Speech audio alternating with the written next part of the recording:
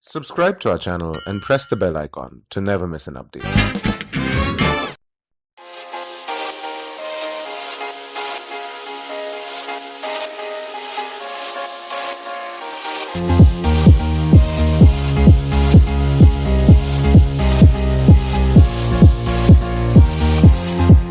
The core of being a product manager is figuring out the why, right? So see, it's about, essentially we define it as being able to pick the right problem statement first.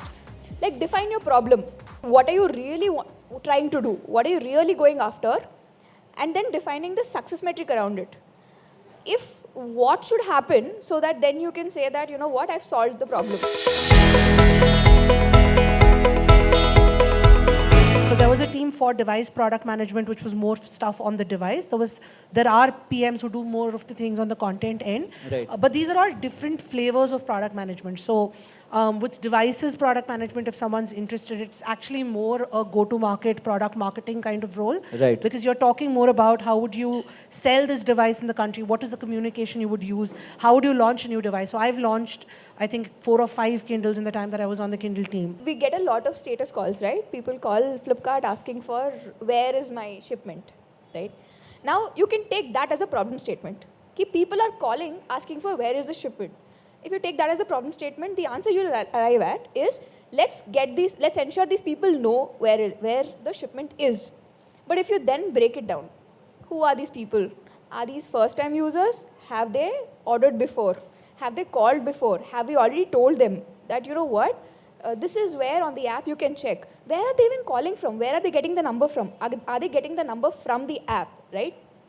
So in this case, the example I'm giving is arriving at the right granularity of the problem statement, right? You can't take something that's too abstract. The answer will be too simple. You have to understand the nuances of it, get deeper, right? Then you see that, you know what, there's a segment or there's a cohort of users who've ordered before, whose shipment is delayed. Then you know you can't solve for it, right? Because it's delayed. All they're looking for is reassurance.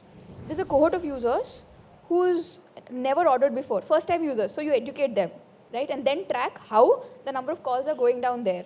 All product management is about understanding your user, understanding what they want, and then figuring out how you can target that product to that user. Like, how do you solve the user's problem is what it comes down to, whether it's in software or whether it's in hardware. So, and that's where I think my whole piece with UX and design and understanding the psychology behind building products really works. So that's a thought process. So that's the thing I think you should really look for in terms of learning. And that also links back to what you can do in campus, because SP Jain, I know, has a course on design thinking now. And that's something that we didn't have back then, right?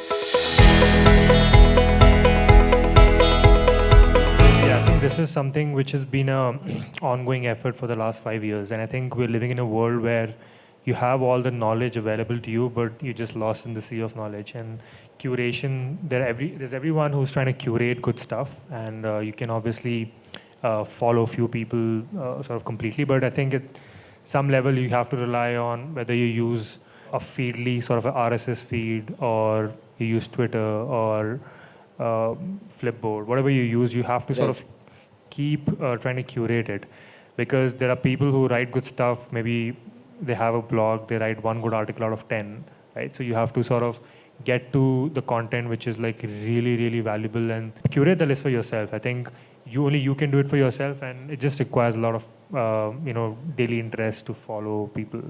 So I think a few that have had a huge impact on me, just to give examples, is Ben Thompson's Strategy. I think that's an amazing blog. I discovered it I think 3 years ago, and I've sort of been a follower ever since. So again, his combination of finance, business strategy, product is really, really cool, and I personally learned a lot from it. We talked about understanding or even framing the problem statement, right? When something is thrown at you, are you able to frame the problem statement right? By the way, this is something that you learn in almost every one of your subjects, right? Like even for HR, we used to have these cases about कि कहीं पे some uprising is happening, right? Or somebody is striking. And you have to get to the root of it, right? Getting to the root of something, RCS, is something that we learn in almost everything that we do. It's about honing that. And from a consumer lens as much as possible. How can you prepare the best, in my opinion, for a PM position that you have? The first thing is to build this curiosity around the products you use on a daily basis. I think that's the best strategy and the simplest one, which you can start today. So today you find yourself scrolling the Instagram feed. You should ask yourself why you're doing it and what has led you to do it and what has led you to build that habit and almost be addicted to it, right? So these are very simple questions you can start asking. You can start asking questions such as, when you're purchasing a product on Amazon, why is a button located in this way? Why is it not somewhere else, right? And I think when you start observing closely the products that you use on a daily basis, you'll start asking further questions, and those will lead you down to the right resources that you can sort of prepare yourself with. Because this is I have interviewed a lot of people from direct. I've interviewed probably maybe 150 to 200 people for PM positions and direct. And I think that's, in my experience, has been the single biggest differentiator in predicting how inquisitive and a good PM the person would be. Because it's okay if you don't know a lot of stuff, Right. but you should have that curiosity to ask questions and for you to observe what you see very closely. Obviously, other skills such as data analytics, being able to, again, we're not talking about complicated regression models or anything. I don't think you need to use those unless you are in a machine learning or an AI role. But basic data analytics and just being able to answer questions with data is pretty critical as well, which I'm sure all of you will build with the MBA anyway. But I think, and just being aware of the tech industry in general, which is again like news, which you would do anyway. But if I were to leave you guys with one tip, just start being very curious about the products you use on a daily basis. Don't just use them cursorily, just sort of notice the details and sort of ask those questions. Tech is not really one of them. Like if you have it, great. But again, you have to have it in the relevant spaces, right? People expect you to understand the logical building blocks of anything, right? And after a point, it's only about confidence. I've seen people with an engineering background being a little more confident around things which are about engineering. I've seen people with a commerce background being more comfortable around things which are about commerce. Like we have accounting systems, right? They actually look out for CAs with some product background, right? So it's just about confidence. Can you go in? Can you ask the right questions? Can you figure out the building blocks for any system? Nobody's talking about code.